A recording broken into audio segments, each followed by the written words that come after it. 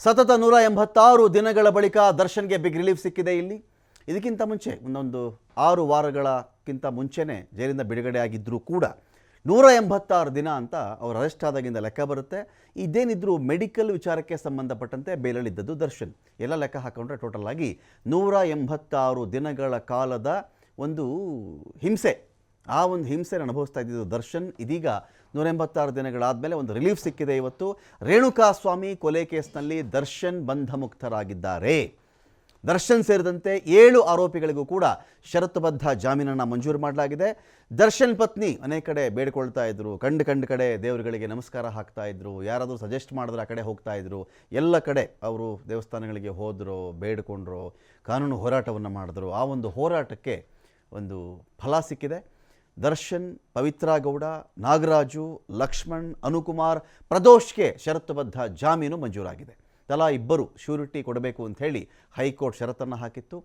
ದರ್ಶನ್ ಪರವಾಗಿ ಪ್ರಬಲವಾಗಿ ವಾದವನ್ನು ಮಂಡಿಸಿದ್ದು ಸಿ.ವಿ. ನಾಗೇಶ್ ಅವರು. ಸದ್ಯ BGS ಆಸ್ಪತ್ರೆಯಲ್ಲಿ ಚಿಕಿತ್ಸೆಯನ್ನು ದರ್ಶನ್ ಒಂದು ಕಡೆ ಪಡ್ಕೊಳ್ತಾ ಇದ್ದಾರೆ. ಅಂದರೆ ನನಗೆ ಬೆನ್ನು ನೋವು, ನನಗೆ ಹುಷಾರಿಲ್ಲ, ನಾನು ಈ ಟ್ರೀಟ್ಮೆಂಟ್ ತೆಗೆದುಕೊಳ್ತಾ ಇದ್ದರೆ ನನಗೆ ಪಾರ್ಶ್ವವಾಯು ಆಗಿಬಿಡುತ್ತೆ ಅಂತ ಹೇಳಿ ಬೇಲ್ ಕೊಡಲೇಬೇಕು ಅಂತ ಹೈಕೋರ್ಟ್ನಲ್ಲಿಯೇ ಒಂದು ಕಡೆ ಇವರ ಒಂದು ವಾದ ಸಾಗಿತ್ತು. ಆ ವಾದಕ್ಕೆ ಒಂದು ಮನ್ನಣೆ ಕೂಡ ಸಿಕ್ಕು 6 ವಾರಗಳ ಕಾಲದ ಬೇಲ್ ಕೂಡ ಮಂಜೂರು ಮಾಡಲಾಗಿತ್ತು. ಈ ಕಡೆ ಇದೇ ಹೈಕೋರ್ಟ್ನಲ್ಲಿ ಇನ್ನೊಂದು ಬದಿಯಲ್ಲಿ ರೆಗ್ಯುಲರ್ ಬೇಲ್ಗೂ ಅರ್ಜಿಯನ್ನು ಹಾಕ್ಕೊಂಡಿದ್ರು. ಅದು ಬರೀ ಮೆಡಿಕಲ್ ಕಾರಣಕ್ಕಾಯಿತು. ಕೇಸ್ನ ಮೆರಿಟ್ ಅಂತ ಬಂದಾಗ ನನ್ನ ಪಾತ್ರ ಏನೂ ಇಲ್ಲ, ಇದರಲ್ಲಿ ನನಗೇನೋ ಹುಷಾರಿಲ್ಲ ಅಂತ ನಾನು ಜೈಲಿಂದ ಆಚೆ ಬಂದಿದ್ದೀನಿ.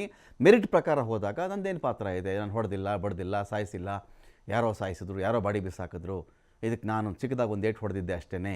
ಈ ಆ್ಯಂಗಲಲ್ಲೂ ಕೂಡ ಅಲ್ಲಿ ವಾದ ಮಂಡನೆ ಆಗಿತ್ತು. ಇದೆಲ್ಲ ಆದಮೇಲೆ ಇವತ್ತು ಒಂದು ರೆಗ್ಯುಲರ್ ಬೇಲ್ ಸಿಕ್ಕಿದೆ. ಇದಾದ ಮೇಲೂ ದರ್ಶನ್ಗೇನಾದರೂ ಜೈಲೊಳಗಡೆ ಇಡಬೇಕು ಅಂತ ಆದರೆ ಸುಪ್ರೀಂ ಕೋರ್ಟಿಂದ ಮಾತ್ರ ಸಾಧ್ಯ. ಈಗದು ಸುಪ್ರೀಂ ಕೋರ್ಟ್ಗೆ ಈ ಕಡೆ ಒಂದು ಕಡೆಯಿಂದ ಇವರು ಮನವಿ ಹೋಗಿದ್ದಾರಲ್ಲ, ಅಲ್ಲಿ ಸುಪ್ರೀಂ ಕೋರ್ಟ್ ಇಲ್ಲ, ಇವರಿಗೆ ಬೇಲ್ ಕೊಟ್ಟಿರೋದು ರಾಂಗ್ ಆಗಿದೆ, ಇವ್ರ ಬೇಲ್ ರದ್ದುಪಡಿಸಿ, ಇವ್ರನ್ನ ಕಳಿಸಿ ಒಳಗಡೆ ಅಂತ ಹೇಳಿದಾಗ ಮಾತ್ರ ಜೈಲಿಗೆ ಹೋಗಬಹುದೇ ವಿನಃ ಬೇರೆ ಯಾವುದೇ ರೀತಿಯಲ್ಲೂ ಸದ್ಯಕ್ಕೆ ಇವರು ಜೈಲಿಗೆ ಹೋಗುವಂತೆ ಇಲ್ಲ. ಇನ್ನೇನಾದರೂ ವಿಚಾರಣೆ ಫೇಸ್ ಮಾಡಬೇಕಾಗತ್ತೆ. ವಿಚಾರಣೆ ಕಾಲದಲ್ಲಿ ಬಂದ್ರಪ್ಪ ಕಟಕಟೆಯಲ್ಲಿ ನಿಂತ್ಕೊಳ್ಳಿ, ನಿಮ್ಮ ಪಾತ್ರದ ಬಗ್ಗೆ ಹೇಳಿ, ಕ್ರಾಸ್ ಎಕ್ಸಾಮಿನೇಷನ್ ಮಾಡ್ತಾರೆ ಅಂದಾಗ ಅವಾಗ ಬರಬೇಕಾಗತ್ತೆ ವಿನಃ ಅಲ್ಲಿವರೆಗೂ ಇವರಿಗೆ ನಿರಾಳ. ಷರತ್ತೇನು ಅಂದರೆ ಯಾವುದೇ ಕಾರಣಕ್ಕೂ ಈ ಸಾಕ್ಷಿಗಳಿಗೆ ಬೆದರಿಕೆ ಹಾಕೋದು, ಹೆದರಿಸೋದು ಮಾಡಕೂಡದು. ಪ್ರತ್ಯಕ್ಷವಾಗಲಿ ಪರೋಕ್ಷವಾಗಿ ಆಗಲಿ ಆ ಕೆಲಸ ಮಾಡಕೂಡದು. ಸಾಕ್ಷ್ಯಗಳನ್ನು ನಾಶ ಮಾಡಬಾರ್ದು. ಕೇಸ್ಗೆ ಸಂಬಂಧಪಟ್ಟಂತೆ ವಿಟ್ನೆಸ್ ಇರ್ತಾರಲ್ಲ, ಯಾವುದೇ ಕಾರಣಕ್ಕೂ ಅವರಿಗೆ ಹೆದರಿಸೋದು, ಬೆದರಿಸೋದು, ಬ್ಲ್ಯಾಕ್ ಮೇಲ್ ಮಾಡೋದು, ಆಮಿಷ ಒಡ್ಡೋದು ಮಾಡಕೂಡದು. ಎಲ್ಲ ಆರೋಪಿಗಳು 1 ಲಕ್ಷ ರೂಪಾಯಿಯ ಬಾಂಡನ್ನು ಕೊಡಬೇಕು, ತಲಾ 2 ಶ್ಯೂರಿಟಿ ಕೊಡಬೇಕು, ವಿಚಾರಣೆ ವೇಳೆ ಪ್ರತಿ ಬಾರಿ ಹಾಜರಿರಬೇಕು, ವಿಚಾರಣೆಗೆ ತಪ್ಪಿಸ್ಕೊಳ್ಳೋದು, ಡೇಟ್ಸ್ ತೊಗೊಳ್ಳೋದು ಇದೆಲ್ಲ ಮಾಡಕೂಡದು. ಪ್ರತಿ ಬಾರಿ ನಿಮ್ಮನ್ನು ವಿಚಾರಣೆ ಕರೆದಾಗ ಕಟಕಟೆಯಲ್ಲಿ ಹಾಜರಿರಬೇಕು.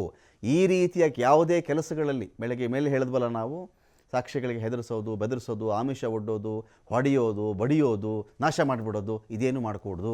ಕೋರ್ಟ್ ಅನುಮತಿ ತೆಗೆದುಕೊಳ್ಳದೆ ಬೆಂಗಳೂರು ಬಿಟ್ಟು ಆಚೆ ಹೆಜ್ಜೆ ಇಡುವಂತಿಲ್ಲ. ಕಡ್ಡಾಯವಾಗಿ ಕೋರ್ಟ್ ಕರೆದಾಗಲೆಲ್ಲ ನೀವು ಹಾಜರಾಗಬೇಕು ಅಂತೇಳಿ ಷರತ್ತುಗಳನ್ನು ಹಾಕಿ ಕೋರ್ಟ್ ದರ್ಶನ್ ಗ್ಯಾಂಗ್ನ ಟೋಟಲ್ ಆಗಿ ದರ್ಶನ್ನೂ ಸೇರಿ 7 ಜನರಿಗೆ ಇಲ್ಲಿ ಬೇಲನ್ನು ಮಂಜೂರು ಮಾಡಿದೆ. ಈ ಒಂದು ವಿಚಾರದಲ್ಲಿ ಈಗ ಮೊದಲೇ 5 ಜನಕ್ಕೆ ಬೇಲ್ ಸಿಕ್ಕಿತ್ತು, ಇವತ್ತು 7 ಜನಕ್ಕೆ bail including Darshan. In total ಆಗಿ ಉಳ್ಕೊಂಡಿರೋದು ಈ ಕೇಸಲ್ಲಿ 5 ಜನ ಮಾತ್ರ ಉಳ್ಕೊಂಡಿದ್ದಾರೆ.